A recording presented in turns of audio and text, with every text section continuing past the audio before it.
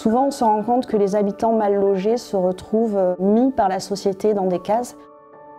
On travaille avec l'habitant, pour l'habitant, donc sur son projet de réhabilitation.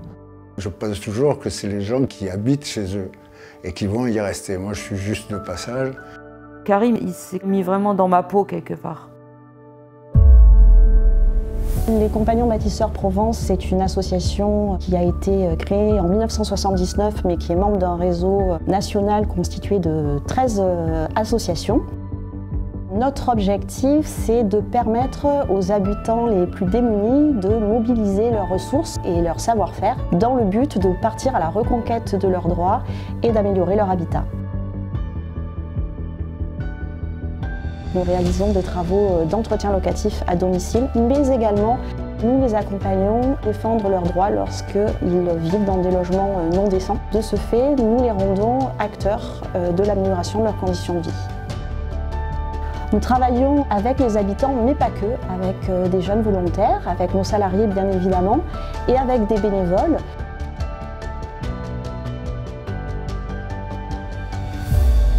Le travailleur social est inclus aussi dans la démarche quand il s'agit de réaliser les premières visites à domicile. Quand on intervient au domicile d'une personne, on rentre dans son intimité. Des fois, les personnes ont honte de leur logement, elles ont du mal à ouvrir leurs portes. Le travailleur social va être une sorte de trait d'union entre la famille et les compagnons bâtisseurs. C'est une étape indispensable pour poser les bases d'un bon accompagnement.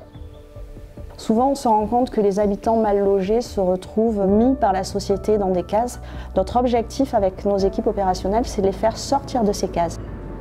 Mes missions, c'est de l'accompagnement à la réhabilitation, de l'aménagement et de la formation pour que les gens puissent continuer par eux-mêmes à entretenir et à améliorer leur habitat et leur vie dans l'habitat. C'est en même temps aussi de créer une bonne relation de confiance où la personne est entendue, parle de ses choix et on partage nos avis, nos points de vue et du coup on arrive à faire des choses qui sont à la fin intéressantes. Je savais ce que je voulais, mais le problème c'est que je voyais pas les couleurs.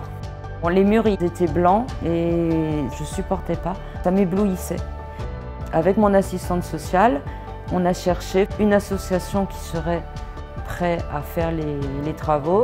Elle a trouvé l'association des Compagnons Bâtisseurs. Pour Isabelle, bon, c'était un peu particulier, elle est malvoyante. Il a fallu faire un accompagnement spécifique. La demande, c'était problème de confort visuel dans son logement. On a recherché ce qui pouvait la rendre le mieux possible chez elle, à travers cette mise en couleur des pièces de son appartement.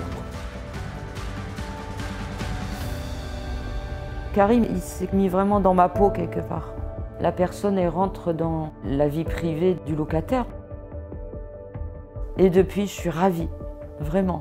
Voilà, ça a été une belle expérience. Faire que des gens me montrent leur sourire, leur satisfaction, sentir qu'il y a une influence positive, c'est ça qui me donne envie de faire, de continuer ce que je fais. Ouais. Pendant le confinement, l'association a mené une enquête auprès des ménages qu'elle a accompagnés entre 2017 et 2019 afin d'évaluer les effets de l'auto-réhabilitation accompagnée sur le long terme.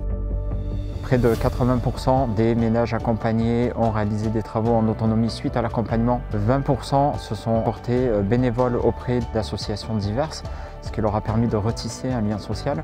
Et 25% ont retrouvé une activité professionnelle ou sont entrés en formation.